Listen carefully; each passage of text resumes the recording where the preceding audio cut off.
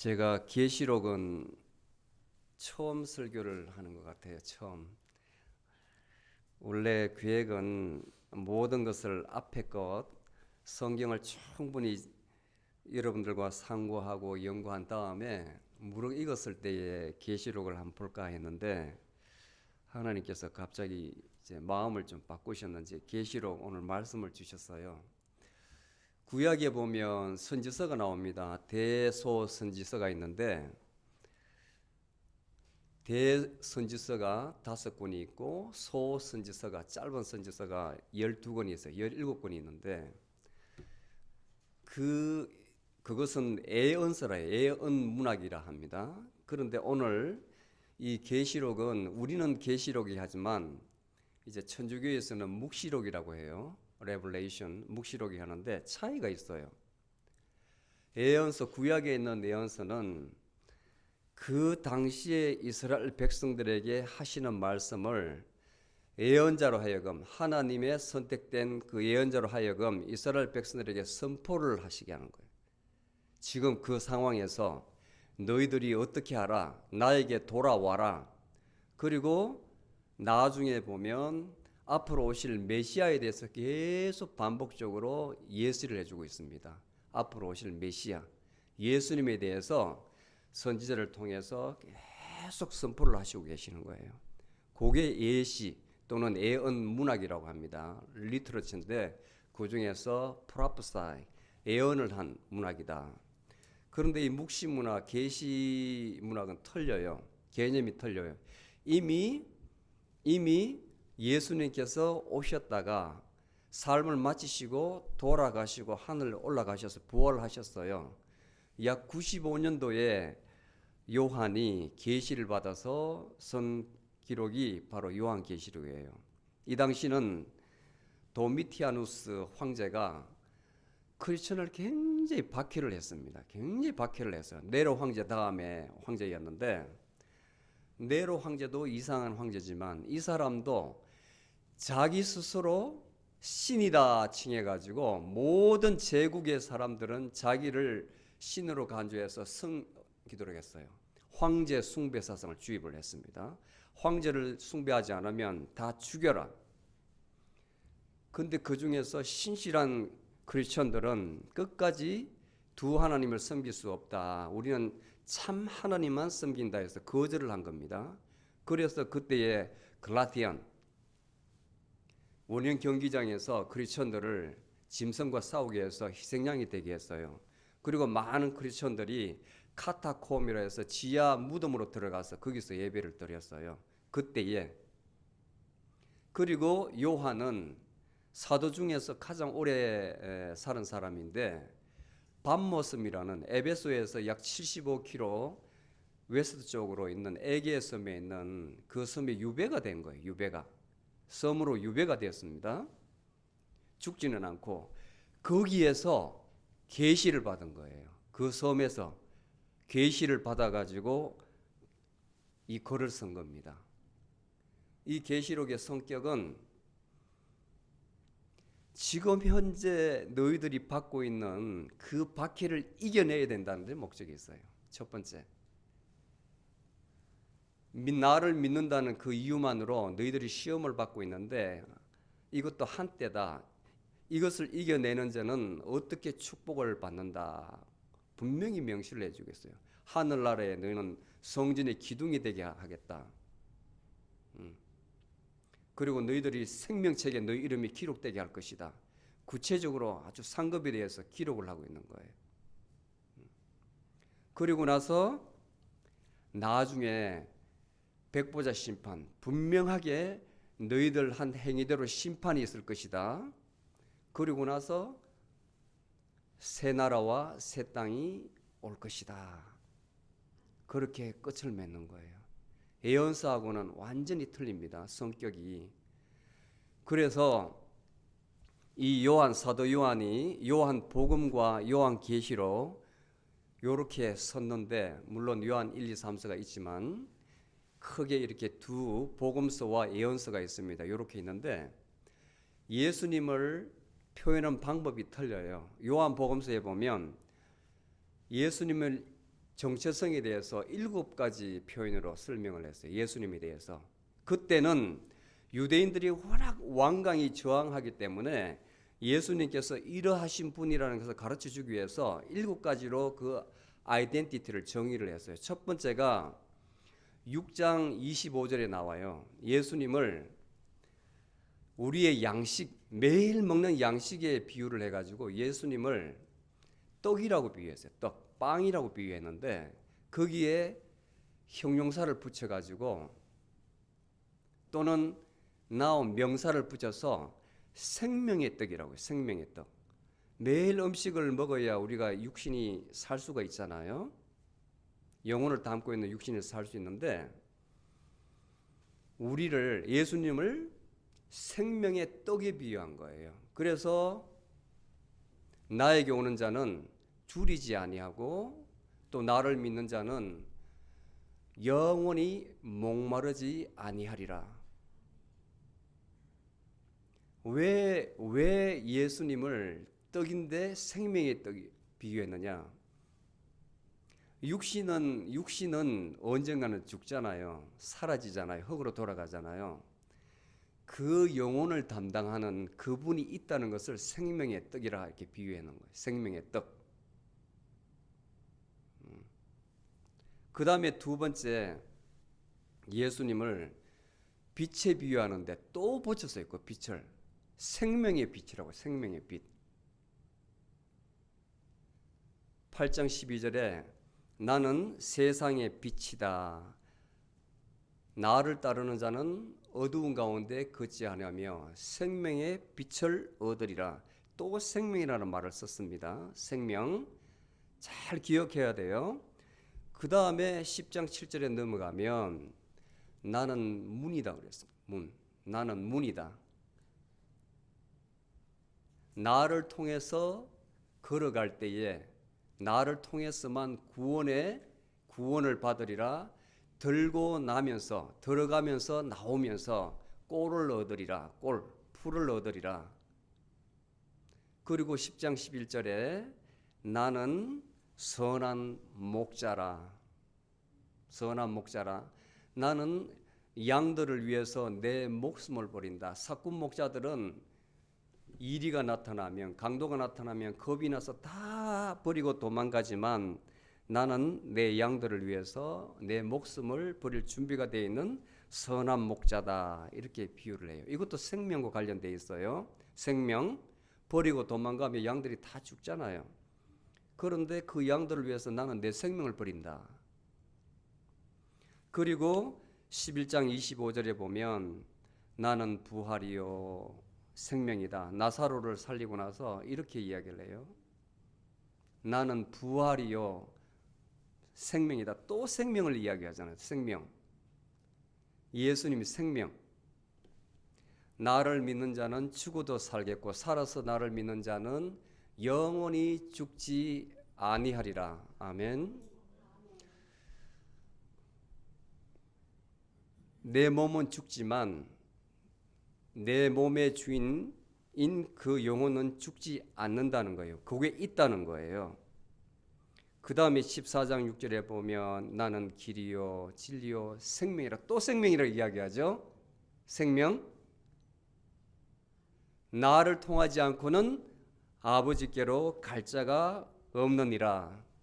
그 길로 가는 길이라는 거예요. 그 길로 가는 진리라는 거예요. 그 생명으로 가는 통로가 바로 나라고 말씀하십니다. 그리고 마지막으로 15장에 보면 5절에 나는 참 포도나무요. 나는 참 포도나무요. 너희는 가지니 내가 너 안에 있고 너희가 내 안에 있다면 너희들은 많은 과실을 맺으리라. 나로 말미암지 않고는 아무것도 할 수가 없느니라. 어떻게 가지된 우리가 그 포도나무에서 떨어져 나오면 죽는 거잖아요.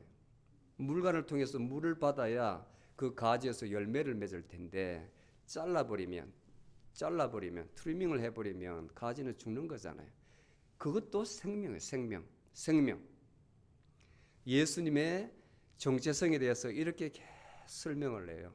그것을 요한 사도는 기억을 했다가 예수님에 대해서 이렇게 기록을 한 겁니다. 그런데 계시록에 들어오면 똑같이 7개로 표현하는데 완전히 표현 방식이 틀려요. 표현 방식이. 1장에 시작할 때부터 요한은 이렇게 이야기를 해요. 내가 지금 기록하는 것은 분명히 내가 예수 그리스도를 만나보고 그분께 계시를 받은 것이다. 그리고 예수님께서는 알파요 오메가, 시작이요 끝이요. 그분께서 이렇게 말씀을 하셨다. 그리고 7교회, 아시아의 지금 터키 지역입니다. 7교회에 대해서 편지를 하게 하셨는데 정확하게 하늘에 계신 예수님께서 이렇게 지적을 하시고 각 교회의 모습에 대해서 이렇게 말씀을 하셨다. 패턴이 똑같아요. 그때에 각 교회에 보내는 편지의 서식이 똑같은데 예수님을 다 달리 표현하시는 거예요. 정체성을. 바닷가 바로 옆에 있는 에베소 교회, 그 다음에 그 위에는 스무나 교회, 버가모 교회, 그 다음에 두아디라 교회, 사데 교회, 필라델피아 교회, 마지막으로 라오디게아 교회 7개의 편지를 보내는데 예수님께서 나는 이러한 자다 설명하시고 그리고 각 교회의 문제점에 대해서 탁 핀포인트해요. 포인트아웃해요. 너희들이 이러이러한 문제를 가지고 있다.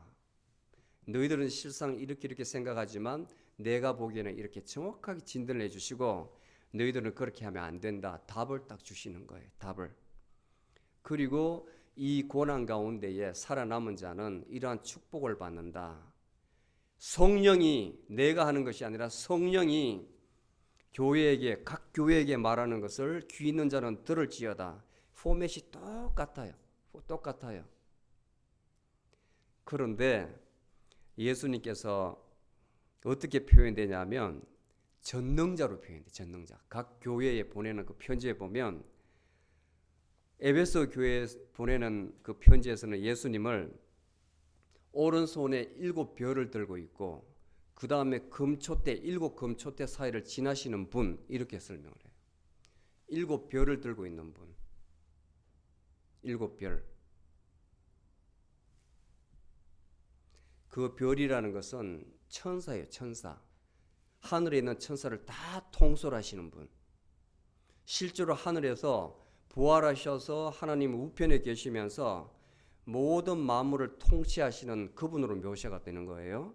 그 다음에 서문화 교회에 보내는 편지에서는 처음이자 마지막이신 분, 그리고 죽었다가 다시 살아나신 분, 부활하신 분, 그분으로 묘사하시는 거예요. 부활하셨다가 지금 천상의 하나님 우편에 계신 분으로 묘사를 해요. 그 다음에 버가모 교회에 보내는 편지에서는 날카로운 쌍칼을 양손에 딱 들고 있는 분, 권위를 가지고 있는 분으로 묘사를 합니다. 권위, 현재. 그리고 두아디아 교회에 보내는 편지에서는 이 눈에 불꽃이 튀는 분, 불꽃. 그리고 이 발은 노새와 같은 발을 천군 천사를 거느리신 완전히 장군 같은 분이죠. 아주 전능자, 무소불위하신 분. 그렇게 묘사를 해요. 그리고 사대교회 보내는 편지에서는 7영과 7별을 가지신 분. 마찬가지로 모든 천사를 부리시는 분. 천사를 통해서 모든 일을 주관하시는 분. 그 다음에 필라델피아 교회에 대해서는 그분은 다윗의 열쇠를 가지셨는데 그분이 열면 닫을 자가 없고 그분이 닫아버리면 열 자가 없는 분. 전지전능하신 분. 그리고 오늘 저희들이 살펴볼 라오디게아 교회에 보내는 편지에서는 14절에 보면 아멘이요 충성되고 참된 정인이요 하나님의 창조의 근본이신, 근본이라는 것은 시작이라는 겁니다. 시작이신 이가 이같이 말씀하시니라. 예수님을 그야말로 하느님과 동격으로 묘사를 하는 거예요. 일곱 교회에 보내는 편지에서 예수님을 묘사하는데 이렇게 묘사를 하는 거예요. 요한복음은 당대의 유대인들에게 알아듣게끔 너희들에게 생명을 주시는입니다. 이렇게 묘사를 했는데 지금은 전능자 하나님으로 묘사를 하는 거예요. 지금 현재의 온 우주를 통치하고 계시고 앞으로도 올 나라에 대해서 통치하실 분이라는 것을 증거하고 있는 거예요. 차이를 이해하시겠어요? 그리고 이제 일곱 교회의 문제를 하나 조목 지적을 하시는데 에베소 교회에 대해서는 첫사랑이 식었답니다.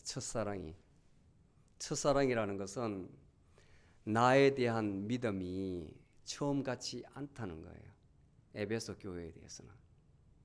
그 다음에 두 번째 버가모 교회에 대해서는 교회 내에 거짓 교사들이 침투를 해가지고 예수님에 대해서 잘못된 가르침을 가르치고 있는데 그대로 너희들이 놓아두고 있다 지적을 하는 거예요. 현재 그 교회들은 자기의 모습을 보지 못하는데 천상에 계신 예수님께서는 정확하게 아시고 지적을 해주는 겁니다. 그 다음에 세 번째 두아디라 교회에 대해서는 자칭 선지자라고 하는 여선지자가 교회에 들어와 가지고 사람들을 유혹해 가지고 교회를 완전히 질서를 드러나요. 우상 숭배에 빠지게 하고 남자들로 하여금 음행을 하게 하고 그 현장을 지적을 하는 겁니다. 그리고 사대 교회에 대해서는 너희들은 죽은 교회다. 죽은 교회. 생명이 없다는 거예요. 교회라고 문은 열었지만 아무 생명이 없다는 거예요. 왜냐하면 너희들 믿음이 있다고 하지만 너희 행위가 온전치 못하다는 거예요. 그 다음에 라오디게아 교회 이제 본문이 나옵니다. 이따 말씀드리기로 하고 그리고 서머나 교회와 필라델피아 교회는 유일하게 꾸지람을 듣지 않아요. 그런 어려운 가운데도 신앙을 지키는 것에 대해서 칭찬받는 교회. 필라델피아 교회. 그리고 서머나 교회. 근데 오늘 살펴볼 이 라오디게아 교회는 유독 꾸지람을 많이 들어요. 꾸지람을. 다른 교회는 칭찬도 하고 그러나 but 이렇게 들어가는데 이 교회는 칭찬이 하나도 없어요. 칭찬이. 그냥 다이렉트로 내가 하늘에서 보니 너의 행위를 내가 낱낱이 다 안다. 그런데 너희들 신앙을 보니까 이렇더라 하고 바로 다이렉트로 꾸짖어요. 자, 15절에 보면 내가 내 행위를 아노니 내가 차지도 않고 더웁지도 않도다. 기막힌 비유입니다. 기막힌 비유. 왜 그러냐면 이 라오디게아라는 이 도시가 기원전 250년 전에 안티오쿠스 2세 왕에 의해서 건립이 되었는데 자기 아내의 이름을 따서 아내 이름이 라오디게아였는데 아내를 위해서 이 도시를 건설을 했어요. 그러다가 이제 로마 제국이 형성되면서 AD 60년경 그러니까 기원 후 60년경이죠. 이 도시가 아주 번성을 했는데 잘 번성하고 있는데 대지진이 났어요. 대지진이. 그리고 완전히 도시가 폐허가 되었습니다. 그럼에도 불구하고 로마 정부의 중앙 제국의 도움을 받지 않고 자력으로 도시를 다시 건설을 했어요. 그 말은 도시가 굉장히 부자라는 거예요. 부자. 왜 부자냐면 사통발달 꼬이는 지역입니다. 왜 장사할 때도 목 좋은 데 있다 그러잖아요. 에베소에서 동쪽으로 들어오죠. 그 다음에 위에 있는 필라델피아, 그 위에 있는 사드 교회에서 밑으로 내려와서 꼬이죠. 서쪽으로 동쪽으로 가는 무역로의 아주 중심지예요. 모든 상인들이 지중해에서 물건이 들어오면 동쪽으로 이동하기 위해서 다 거쳐야 됩니다. 꼬여야 되는 것이에요. 그러니까 모든 상업의 중심지가 되어서 상공업의 중심지가 되고 돈 거래인 은행업이 발달한 거예요. 은행. 그 다음에 두 번째는 목초지가 풀이 다른 데하고 틀리게 아주 질이 좋아서 양들이 그걸 먹고 이 울이 아주 고급스러워요. 울이 고급스러워요. 그러니까 옷을 생산하는데 질이 좋은 거예요. 요즘 최고 좋은 옷이 뭡니까? 미국은 모르겠는데 이탈리아제 뭐 좋다 하잖아요. 이태리제 선언하는데 트리미테라는 그 당시 이름으로 트리미테라는 아주 최고 좋은 양모로 만든 옷감을 생산하는 거예요. 그리고 수출하고 거기 있는 사람은 당연히 다른 도시에서 하는 사람보다 옷을 잘 입는 거예요. 옷을. 그 다음에 세 번째로 의료 기술이 발전했어요. 의료 기술. 그 중에서도 안약은 어떤 병도 다 고친다 했습니다. 안약. 이유가 있어요. 이유가. 이따가 이제 제가 말씀드리겠지만 안약이 최고로 발달한 이유가 있어요. 이유가. 도시가 그렇게 형성이 됐습니다. 그런데 문제는 뭐냐면 이 교회의 문제는 뭐냐면 물이 없다는 거예요. 물이. 지금도 이스라엘 팔레스타인 지역에 가면 로마의 통치를 받아서 이 수도가 이렇게 발달했는데 그 지역이 팔레스타인 지역에 가면 특히 이스라엘에 가면 밑에서 올라오는 물이 아니고 전부 다 표층수예요. 위에서 이렇게 와야 돼요. 땅 자체가 석회암으로 돼가지고 그래요. 물의 질이 좋지 않아요. 그래서 헐몬산이라고 저기 시리아 있는 지역으로 가면 물이 콸콸 쏟아나는데 무화과나무가 참 많거든요. 다 표층수예요. 위로 와서 더 없어지는 물. 그래서 그 밑에까지 다 내려가면 그 물이 이제 갈릴리 호수로 다 들어가거든요. 그 다음에 거기에 흘러가지고 사해로 이렇게 들어가는데 사해 같은 경우는 옛날보다 쪼그려들어가지고 굉장히 작아졌어요. 나중에 없어질 것 같아요. 물이 지하수는 없고 표층수만 있어요. 근데 라오디게아 도시가 그렇습니다. 그래서 물을 그 위에 있는 약 10km 북쪽에 있는 필라델피아 지방에서 그 지역이 온천 지역이거든요. 온천 지역. 지금도 온천 지역입니다. 65도씨 되는 아주 뜨거운 온천 지역인데 거기에서 위로 배수로가 아니라 상수 시설을 만들어 가지고 관계 시설을 만들어 가지고 물을 끌어오는 겁니다. 자, 그러면 어떻게 되겠어요? 공기하고 맞닿으니까 65도씨가 유지가 됩니까? 도착하면 어떻게 되겠어요? 물이 식어서 미지근하게 되잖아요. 그죠? 그 다음에 또 한 데는 골로새 교회가 있는 골로새가 16km 정도 이스트 쪽에 있어요. 동쪽에. 거기서 높은 산이 있는데 그 산에서 물을 또 상수를 만들어 가지고 끌어와요. 도시로. 두 쪽에서. 근데 산에서 나오기 때문에 물이 굉장히 차가워요. 그런데 노출된 그 관계 시설을 통해서 와가지고 그 10km를 왔을 때에 그 물이 어떻겠어요? 그 찬물이 미지근하잖아요. 근데 여러분들 물 마실 때 뜨겁거나 찬물을 좋아하지 미지근한 물을 좋아요, 좋지 않아요? 식당에 가서 물을 여러분들 다 위다 아이스라 그러잖아. 아이스. 왜? 닝닝한 미지근한 물 마시기 싫어서 텍사스에서는 다 아이스를. 제가 처음 미국에 왔을 때에 미국 사람 집 방문하면 항상 묻더라고. 물 그냥 준비되지 왜 아이스를 원하니? 그걸 묻는지 이해가 안 됐어요. 자꾸 살다 보니까 물을 못 마시겠더라고. 아이스가 없으면. 저도 텍사스 사람 다 된 것 같아요. 찹거나 또는 뜨겁거나 이렇게 마실 수 있지 애순간한 물, 식은 물은 맛이 없어서 못 먹어요. 지금 라오디게아의 그 도시의 현상이 그렇다는 거예요. 물을 그렇게 가져오기 때문에 도착하면은 식어버리고 도착하면 뜨거운 게 식어버리고 찬 것도 냉랭하게 되고 그것을 절묘하게 묘사를 하는 거예요.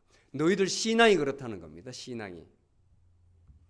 너희들 신앙이 차지도 않고 더웁지도 않도다. 나는 너희들이 차든지 더웁든지 하기를 원하노라.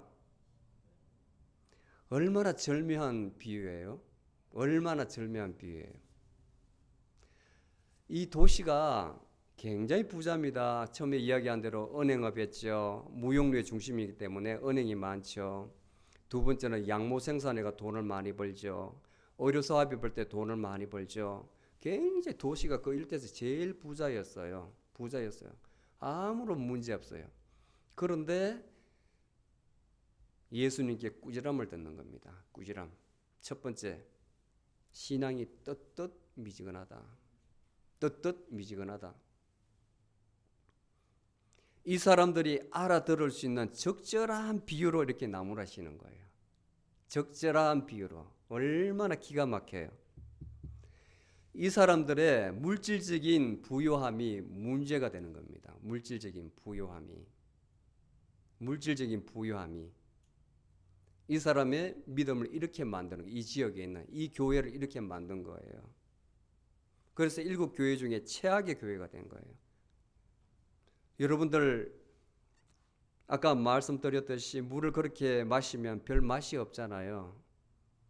내가 내 입에서 너를 토하여 내치리라.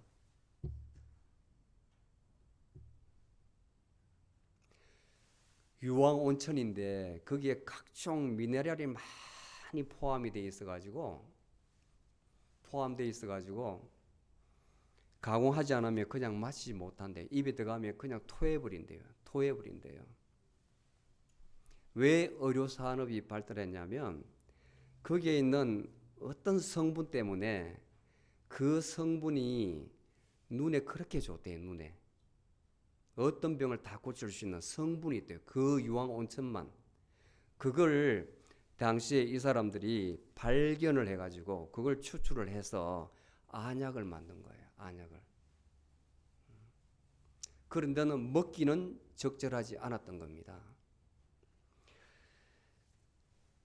우리의 신앙과 한 비교를 해보세요. 우리의 신앙과 우리의 영적 상태.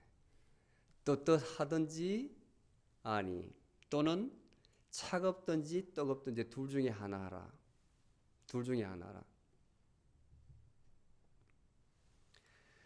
열왕기상에 보면 갈멜산 대길이 있어요. 갈멜산. 아합 왕의 선지자, 바알 선지자 450명과 엘리야의 대결이 있는데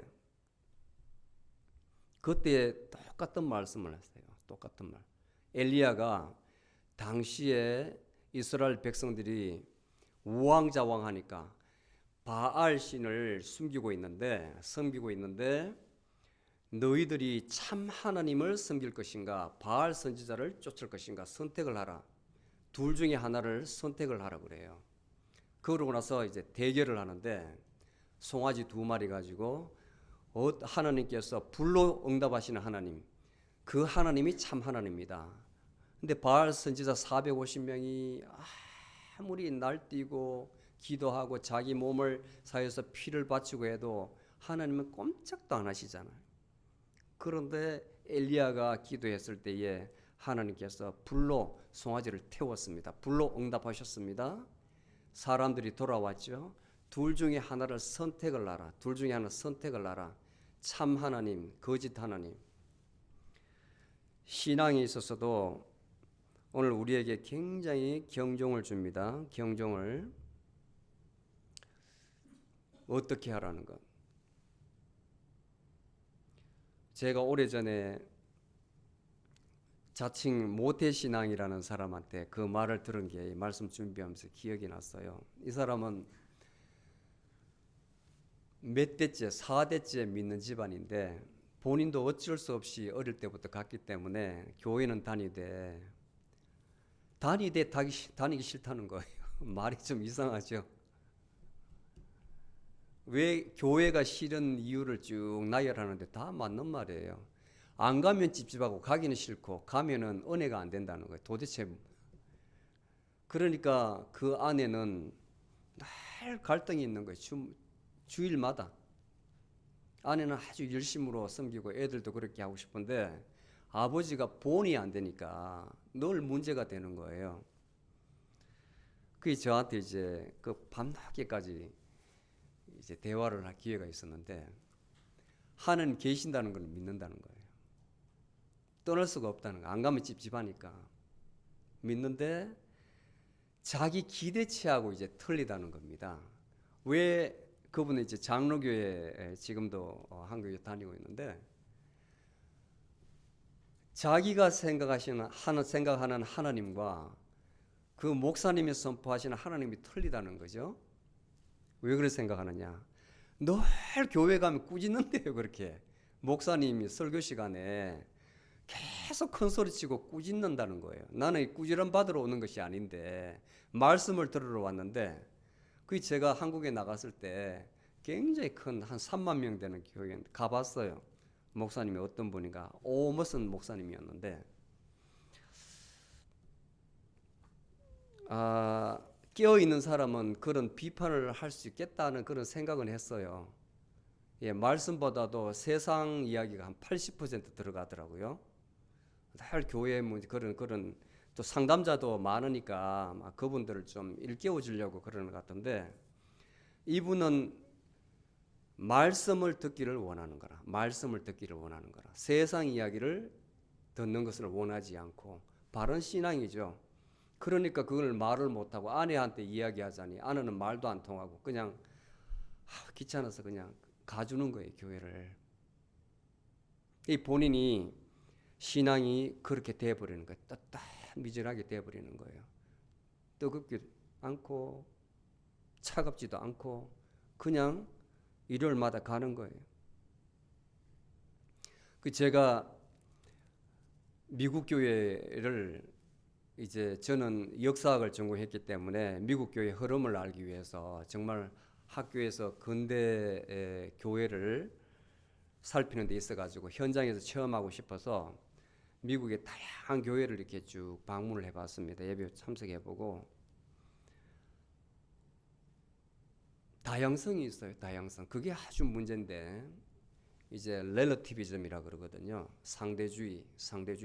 진리는 상대주의다. 상대적이다. 하나의 독단적인 진리는 없다. 그 주의가 팽배해 있는데, 코케이션, 백인들이 드리는 예배, 그 다음에 colored people, 흑인들이 드리는 예배, 그 다음에 아시아권에서 드리는 예배, 그 다음에 한국에서 드리는 예배, 판이하게 틀려요. 판이하게. 그래서 저는 생각하기를, 문화적인 장벽을 넘지를 못하겠구나. 한국 사람이 미국 백인 교회에 인발부되면 채워지지 않은 그 부분이 있단 말이에요. 그게 문화적인 요소예요. 아무리 말씀이 좋다 한들, 예배 분위기가 좋다 한들, 한국 사람 정서로서는 거기에 맞질 않아요. 안 채워져요. 미국 사람이 한국 교회를 방문하잖아요. 아주 낯설어요. 예배가 뭔가 딱 경직되어 있는 것 같고 자유함이 없는 것 같고 딱 짜여져 있는 것 같아요. 서로가 이해가 안 돼요. 또 죄송합니다만 흑인들 교회 가보면 교회 또 스타일이 완전히 틀려요. 그래서 그게 문화라는 거예요. 문화. 어떤 민족의 그 한이 그 안에 다 스며 있는 것 같아요. 그래서 미국 교회의 그 신앙이 자기들 스스로 이제 바이블 스터디, 선데이 스쿨에서 이야기를 합니다. 이건 아닌데 하는 그 마음을 다 가지고 있는 거예요. 다. 그야말로 펠로십, 예배보다도 펠로십이에요. 펠로십. 끝나고 나서 야 오늘 어느 집에서 모이니까 다 개인이 파팅 해가지고 모이자. 거기 가서 즐기고 또 다음 주에는 어느 집에 가서 모이자. 그런 분위기였어요. 그런 분위기. 제 기억에 돌아다니며 계속 이 집 저 집 가면서 먹은 기억밖에 나지 않거든요. 먹은 기억. 20년 전에. 뭐가 그렇게 파티가 많은지요. 파티가 하여튼 제 observation은 그랬어요. 이 말씀에 정말 그대로 녹아 있는데 왜 교회 다니나 제가 한날 질문을 한 것 같아요. 선데이 스쿨에. 그때 이제 다 백인이 구성되어 있는 것 같은데 다 이구동성으로 for 뭐겠어요? for 뭐겠어요? 저한테 솔직하게 이야기했어요. 비즈니스. 사업상 다 엮여 있는 거예요, 이렇게. 그 비슷한 직종에 있는 사람이 선데이 스쿨 같은 그룹에 연결 다 돼 있어요. 다 아는 사이, 애들까지 다 아는 사이예요. 그렇게 가더라고. 이야, 참 머터리얼리즘. 교회가 영적인 공동체라 하지만 이미 물질적인 마인드가 만연하구나. 너무나 배불렀구나. 절박함이 없는 거예요. 절박함이 없는 거예요. 여러분, 교회는 영적 공동체입니다. 영적 공동체. 그래야만 예수님께서 계속 말씀하시는 하나가 되라가 가능한 거예요. 영적으로 하나가 되었을 때 물질적인 것은 밖에 있잖아요. 이 안에서는 그 영으로 들어갔을 때에 여러분들을 살필 수가 있는 거예요. 내 이웃을 살필 수가 있는 거예요. 돌아볼 수 있는 거예요. 긍휼한 마음을 가질 수 있고 불쌍한 마음을 가질 수 있고 사랑할 수 있는 마음을 가질 수 있는 거예요. 영적일 때에 혼으로 들어가려면 여러분들 깨어있기 때문에 절대로 그럴 수가 없어요. 절대로 그렇게 할 수가 없습니다. 그 다음에 두 번째, 교만과 무지의 문제 지적하십니다. 예수님께서. 너희들은 너희 자체가 부자라 이렇게, 그리고 또 우리는 부족한 것이 하나도 없다 말하나 내가 보기에는 너희들은 너무나 공고하고 가련하고 가난하고 눈이 멀고 벌거벗어 있다. 너희들이 말하는 건 맞다 그래. 물질적으로는 너희들이 아주 잘 살고 있지만 실상은 내가 보기에는 너희들은 너무나 가난하다는 거예요. 눈도 멀었다는 거예요. 벌거벗어 있다는 거예요. 이것은 한마디로 영적으로는 poverty 비어 있다는 겁니다. 미국 말로는 spiritually off 돼 있다는 거예요. off, 떨어져 있다는 거예요. 제가 미국 교회에 말씀 드렸잖아요. 그게 미국 교회의 현재의 한계인 것 같아요. 현재의 한계. 그러니까 빛과 소금의 역할을 감당하라. 이 상태로 되겠느냐. 그 다음에 앞에 목회자들도 현재의 철학적으로는 실존주의라 그러는데 많이 교인들이 뭘 바라는가 거기에 많이 끌려가는 것 같아요. 지금 우리 교회의 문제가 뭐고 우리 교회의 성도들이 대부분이 생각하는 거기에 맞춰서 설교를 나가는 것 같아요.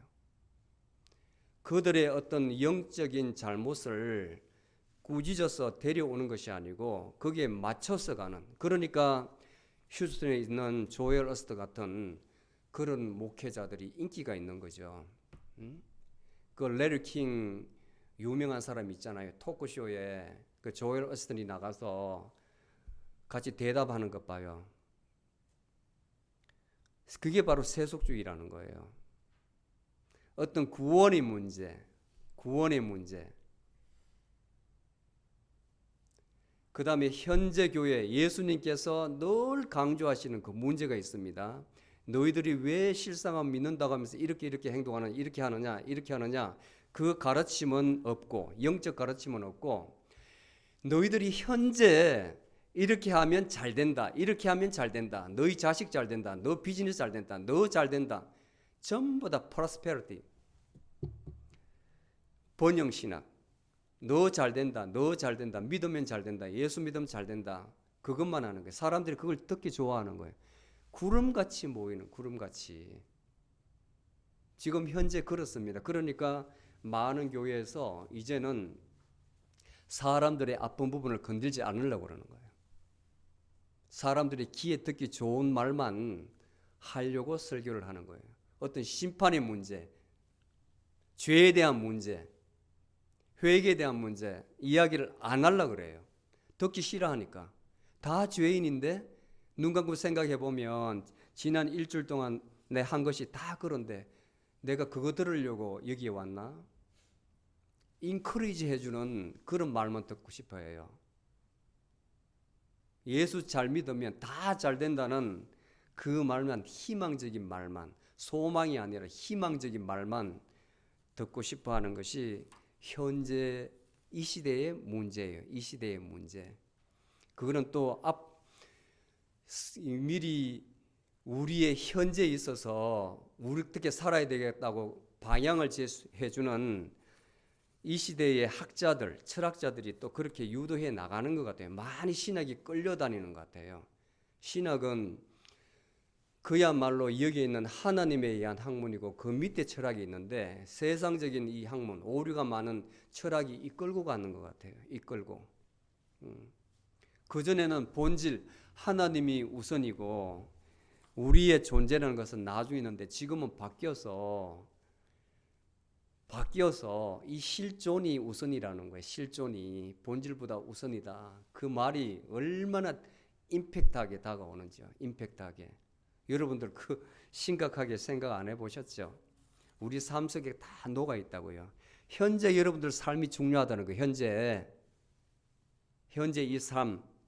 여러분들은 자기의 의지와 관계없이 여러분들 부모에서 나아져 가지고 세상에 던져진 기투 존재이기 때문에 항상 여러분들 주관대로 살아야 된다. 이 인생은 어차피 선택을 해야 되는 세상이다. 말씀드렸죠. 태어난 것은 B잖아요. birth잖아요. 죽으면 뭡니까? death잖아요. D잖아요. 그 사이에 C가 빠졌잖아요. 그게 초이스예요. 초이스.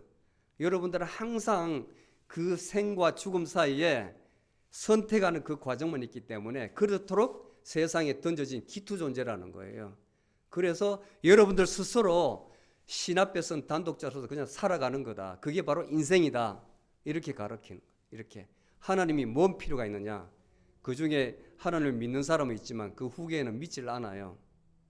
여러분들 스스로 여러분들 의지로 살아가는 것이다. 이렇게 가르치는 거예요.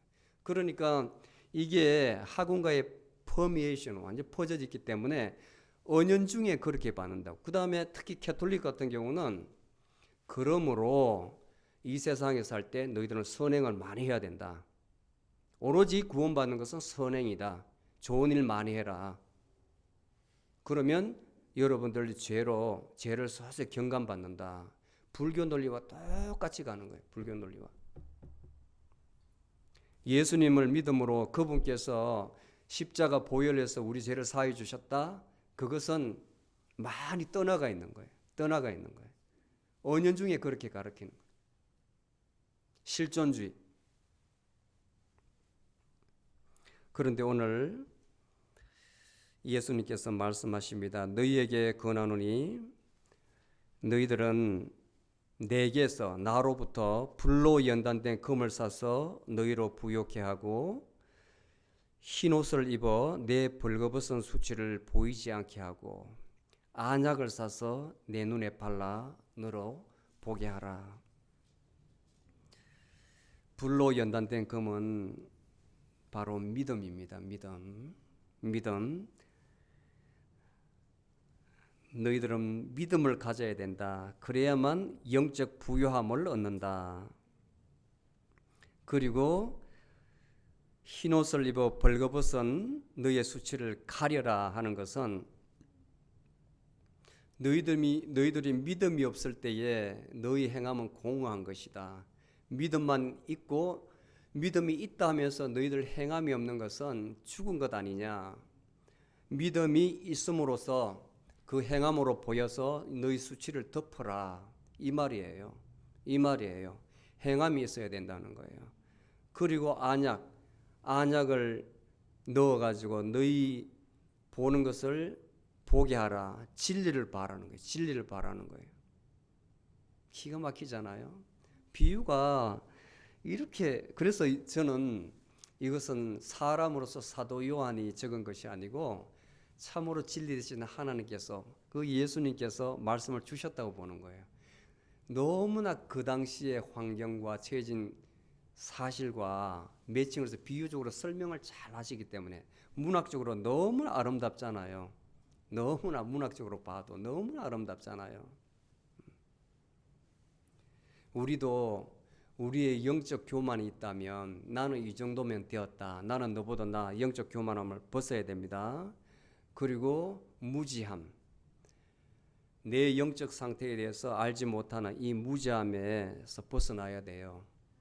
우리의 믿음을 가져야 되고, 그리고 믿음이 있다면 하나님과 예수님에 대해서 더욱더 더 잘 알기를 원하는, 사모하는 마음이 있어야 돼요. 그리고 확신이 있었을 때에 삶에서 그것을 나타내어라. 믿음, 암, 깨달음이죠. 그리고 행함으로 나타내어라. 이런 신앙이 일관성이 있어야 됩니다. 일관성. 보면 볼수록 우리 교회의 이 표가 너무 참 좋아요. 교회의 목표가 진리를 믿고 진리를 알고 진리를 삶 속에서 행함. 너무나 맞는 것 같아요. 너무나 진리 같아요. 그 다음 마지막으로 하나님의 부재.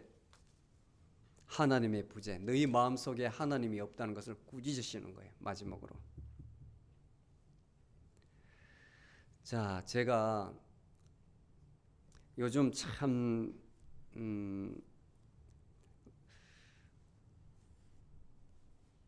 기쁜 나날을 보내고 있는 게, 늘 제가 이제 돕는 사람 세크레터리가 하나 있으면 좋겠다 이렇게 이야기했거든요. 이게 손이 부족해서. 그런데 그 한 달 전에 이제 한국에 있는 아들이 오픈 AI 회사에서 만든 그 챗 GPT를 저한테 이제 아빠 한번 써보라 해가지고 그걸 이제 사이트를 받아가지고 대화형이거든요. 인공지능인데 너무 또 사람 같아요. 사람. 내가 물으면 딱 해주고, 좀 디테일하게 물으면 더 정확하게, 더 디테일한, 너무 정확하게 이야기하고, 딱 자기가 아는 한계가 딱 오면 I am sorry 이러면서 이제 더 이상 정보를 제공 못하는 것 쭉 이야기를 해주는 것이 마치 내 앞에 사람 놔두고 이렇게 이야기하는 것 같아요. 그래서 정말 이렇게 시간 가는 줄 모르고 너무 행복한 거예요. 너무 행복한 거예요. 이야, 참 무서운 세상이 왔다. 이거 어떻게 하나. 재밌는 세상 같기도 하고. 저는 이제 1차 산업, 2차 산업, 3차 산업까지 다 이렇게 배우고 보고 있잖아요. 80년대에 이제 3차 산업이 왔는데, 이제 불과 40년 만에, 40년 굉장히 이제 앞당겼죠. 4차 산업이 온 거예요. 4차 산업.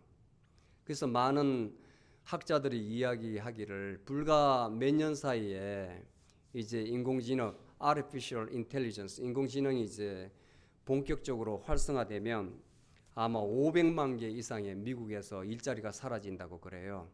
대체할 그 자리, 요것이 대체한다 이거죠. 놀라워요. 놀라워요. 이런 시대에 살고 있는 것 같아요. 야, 그래서 영적으로는 어떡하나. 근데 다행한 것은 그 인공지능이 우리의 주인된 우리의 영은 건들질 못해요. 많은 지식은 저한테 줄 수가 있지만 저를 살게 하는 저의 생명 대신 그 하나님 자리는 보지를 못하는 거예요. 건들질 못하는 거예요. 한계가 있어요. 답을 못 잡아요. 답을. 사람이지만 그 문제에 대해서 질문을 하면 딱 에러가 나와버려요. 에러가 나와요.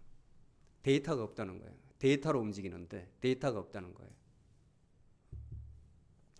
제가 그 저널이 있는데 Personality and Social Psychology라는 저널이 있어요. 2021년 8월 달에 나온 미국의 저널인데 거기에 보니까 현재 대학생들 상대로 설문조사를 했어요. 마음에 너희들 공허함이 있느냐. 그러니까 feeling of the emptiness예요. 80%가 아직 20대예요. 마음이 공허하다는 거예요. 마음이 공허하다는 거예요. 물론 장래에 대한 불확실성 때문에 그렇겠죠. 여러 가지 많이 남아있기 때문에, 해야 될 일이 또 많이 있기 때문에, 앞으로 장래에 대한, 삶에 대한 불확실성 때문에 이런 마음도 가지고 있죠. 그리고 성인들을 대상으로 조사를 한 것 보니까 87%가 마음의 공허함을 안고 있다. 어떤 면에서 어떤 삶에 대한 목적성, 그 다음에 사람과의 관계, 그 다음에 이 멘탈리티, 복합적으로, 그래서 또 디바이드 해가지고 종교를 가지고 있는 사람, 기독교가 아닙니다. 종교입니다. 종교. 가지고 있는 사람과 그렇지 않은 사람 했는데, 그 중에 신실하게 믿는 사람은 불과 18%만 마음의 공허함을 느끼고 있고, 종교가 없는 사람은 62%. 나머지는 모르겠다. 여러분들 어떠세요? 여러분들 스스로를 생각해보는 시간을 가진 적이 있습니까? 온통 이 눈과 귀가 세상으로만 꺼달려 가가지고 그 머릿속에는 늘 근심밖에 없는, 근심밖에. 그래 되면 자기를 못 봅니다. 그런데 조용하게, 우리 서레너티라고 그러잖아요.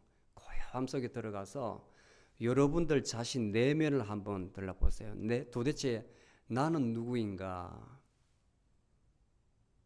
나는 누구인가? 나의 아이덴티티는 무엇인가? 내 몸은 거울을 보면 알 수 있지만 그 거울을 보고 있는 나는 누구인가? 오늘 그 거울을 봤을 때의 나의 모습, 어제 내가 그 거울을 봤을 때 나의 모습, 조금 후에 내가 거울을 봤을 때 나의 모습 같은가요? 그게 뭐냐면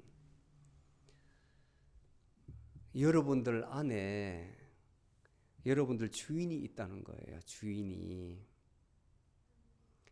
또 다른 한 사람이 있고, 여러분은 한 사람인데 시시각각으로 변하는 그 내가, 내 보이는 그 모습은 똑같은데 자꾸 다르게 만드는 거예요. 다르게. 생각을 해봐요. 자연 속에서 노인들 있잖아요. 왜 다치는 줄 아세요? 그 마음이 자기는 똑같다고 생각하거든요. 똑같다고. 20대, 30대로 착각하는 거예요. 내 몸이 70, 80대였으면 거기 막혀야 되는데, 내 마음이 따라가야 되는데, 젊은 줄 알고 갑자기 들다가 허리 나가버리고, 사다리 타고 뭘 작업하는데 올라가다가 20대, 30대인지 올라가다가 떨어져가지고 다리 부러지고 죽고. 그게 뭔지 아세요? 그걸 사고로 보지 않고 가만히 생각을 해봐요. 왜 그런지. 그 마음은 항상 하는 마음이 거기에 있는데 내 몸은 이렇게 변한단 말이에요. 그렇다면 내 몸의 주인이 거기에 있다는 거예요. 있다는 거예요. 있다는 거예요. 변치 않은 마음이 있다는 거예요. 실험을 보면 실험을. 그 다음에 또 하나 변덕스러운 또 내 마음이 하나 있고. 근데 우리의 삶이라는 것은 이 변덕스러운 이 마음을 어떻게 내가 잡아가는가, 이게 바로 수행인 거예요. 이게 수행. 그리고 더 깊게 들어가서 내 본래의 마음, 이것을 아는 거예요. 이것을 알면 그 공허함이라는 것을 물리칠 수가 있습니다. 그게 바로 신앙이에요. 신앙. 그걸 보지 못하면 이 세상 살면서 끝없이 힘들어야 돼요. 힘들어야 돼요. 나를 잃고 살기 때문에 나 아닌 것에 내가 계속 끌려가서 너무가 힘든 거예요. 그래 되면 내 인생은 남에 의해서 지배를 받는 겁니다. 남에 의해서. 내 보는 거에 의해서, 듣는 거에 의해서 계속 괴로워해야 되고 기뻐해야 되고 그렇게 살아가는 거예요. 그런데 그 안에 있는 나의 실상을 보면 이미 여러분들 안에 계십니다. 알면 이 공허함에서 해방될 수가 있다. 아멘. 그래서 예수님께서 어떻게 표현하시냐면 내가 문에 서서 두드릴 테니까 내 음성을 듣고 문을 열어라 합니다. 여러분들 마음의 영혼에 지금도 여러분들 두들고 계십니다. 그런데 내가 세상에 내 마음이 꽂혀 있으면 안 들려요. 그 소리를 두들기는데도 안 들려요. 조용히 나를 보면 예수님께서 두드릴 때 그때 여러분들 마음의 문을 여세요. 문을 여세요. 그리고 받아들이세요. 받아들이세요. 그게 바로 기도입니다. 기도입니다. 그런데 예수님께서 너희들이 문을 활짝 열고 나를 받아들이면 내가 너희와 더불어 먹고 마시리라. 그게 얼마나 영광인 줄 압니까? 여러분들 식탁 테이블에 군에 가면 병사들 먹는 식사가 따로 있고 위관장교들 먹는 게 따로 있고 령관장교 먹는 게 따로 있고 장군들 먹는 게 따로 있어요. 따로 있어요. 계급적으로. 밖에 사회도 마찬가지잖아요. 사회도 누구와 밥을 먹으려면 밥을 먹는다 영광이잖아요. 사회적으로 높은 사람과 워런 뷔펫 같은 그런 사람들 밥 한 끼 먹으려면 스스로 돈을 뭐 몇십억 내놔야 되잖아요. 몇십억을 내놔야 되잖아요. 그런데 우리의 주인이신 예수님께서 나와 식사를 같이 하시겠대요. 식사를 같이 그 자리에 앉아서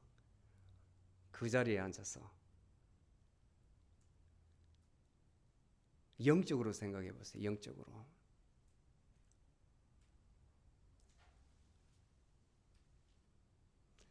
예수님께서 여러분들 영혼을 녹아하실 때에 마음을 활짝 여십시오.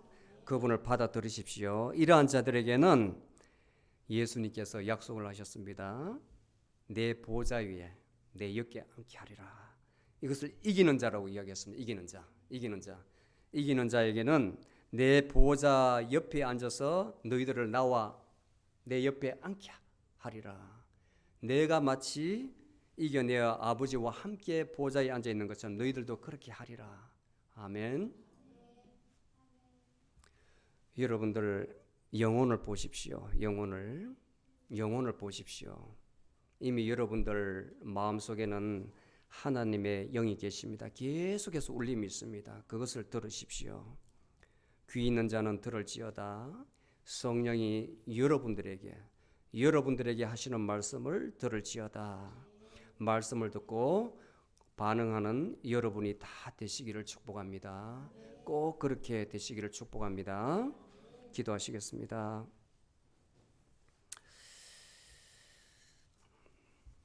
아멘이시요 창조의 시작이 되시는 주님, 오늘 라오디게아 교회에 하시는 말씀으로 저에게 많은 교훈을 주심을 감사합니다. 주님께서는 저희의 믿음의 상태를 다 아시옵나이다. 저희의 신앙이 덥지도 않고 차지도 아니하다면 이 시간 회개의 기회를 주셔서 다시금 열심을 내게 하옵소서. 저희들이 영적으로 비어 있거나 하나님과 단절이 되어 있다면 지금 저희의 영혼의 문을 두드리셔서 저희의 마음속에 오시옵소서. 저희의 속사람을 충만하게 하시고 강건하게 하옵소서. 열정과 겸손과 주님의 충만함으로 다 이기는 자 되게 하셔서 주님의 보좌 앞에 앉을 수 있는 저희가 다 되게 하옵소서. 예수님의 이름으로 기도드리옵나이다. 아멘.